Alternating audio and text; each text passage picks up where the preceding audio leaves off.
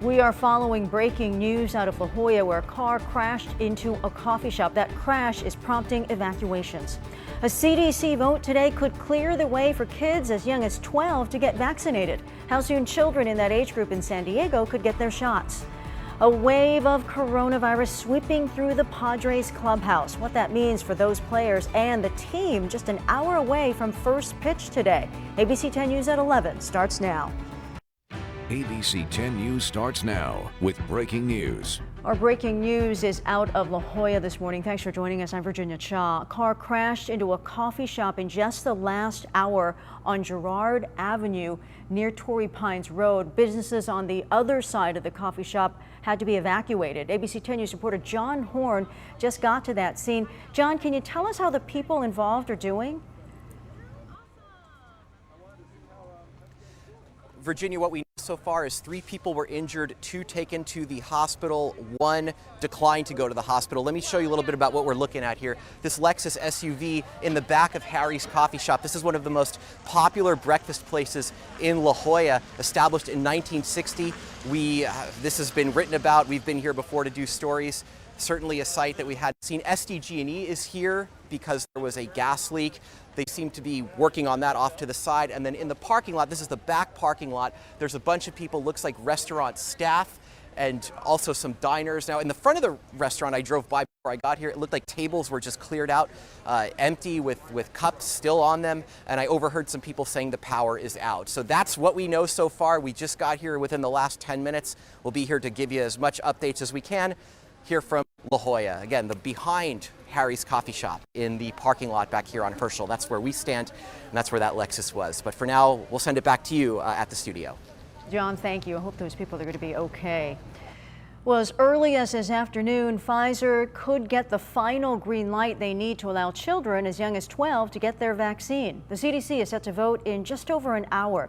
Now, if they give the go-ahead, people ages 12 to 15 could start receiving the Pfizer shot as early as tomorrow here in San Diego. ABC 10 News anchor Mary McKenzie has the latest.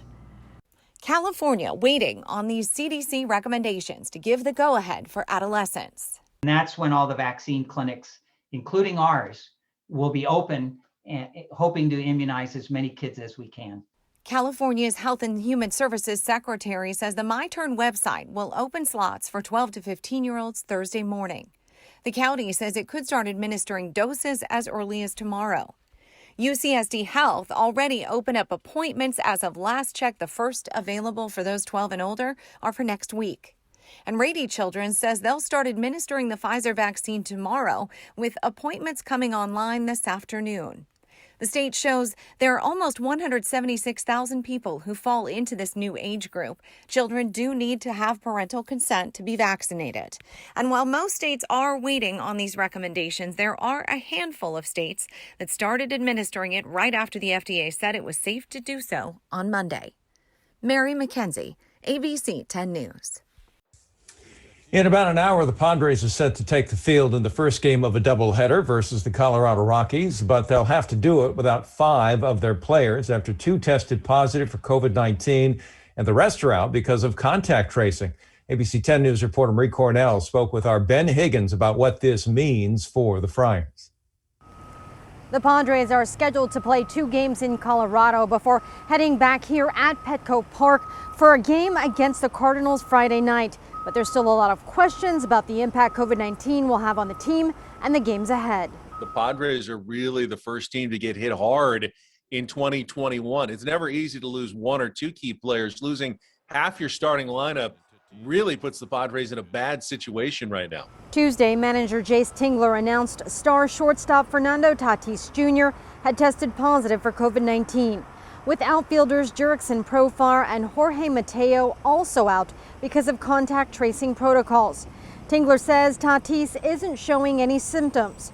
Also out, the team's starting right fielder Will Myers, who also has asymptomatic COVID-19.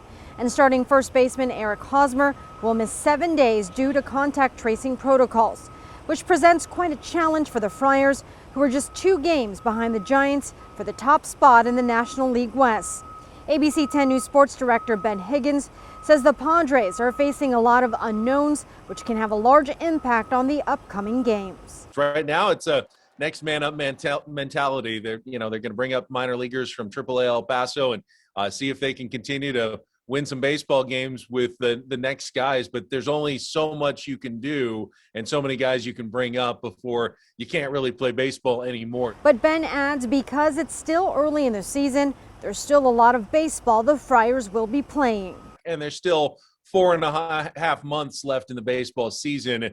So no matter what happens, there's plenty of time to recover afterwards. And, Padres playing pretty well. They're scoring some runs even without their lineup last night. So maybe they can overcome this over the next week and a half. We did reach out to the Padres, and we were told the next update will happen in between and after the games in Colorado. Reporting from Petco Park, Marie Cornell, ABC 10 News. Well, 4-year-olds in California could soon be going to kindergarten for free. That's part of the billions in spending on education in the latest piece of the governor's budget proposal. He said Monday that California has a $75 billion surplus. Newsom wants to spend part of that money to expand the state's transitional kindergarten program, and the plan will be rolled out in phases, making more children eligible for kindergarten each year until the plan is fully implemented in the 24-25 school year. Newsom's office says it will cost $2.7 billion per year at that time. Virginia? Thank you, Jim. A decision has been made for the Oceanside Unified School District. Students will return to full in-person learning by the fall. The board voted to go back to pre-pandemic schedules for the upcoming school year, but for now they'll remain in hybrid learning until June and continue taking steps to prevent the spread of the virus. That includes air purification, social distancing, and requiring masks. Pedestrian deaths are on the decline in San Diego. This morning, a new report released by Circulate San Diego, that's a local nonprofit that keeps track of transportation policy, says pedestrian deaths went down last year. Now, while that may not be a surprise considering we're in a pandemic, deaths were also down in 2019. They say the potential trend is an encouraging sign, but the group also says their report highlights inequities in San Diego.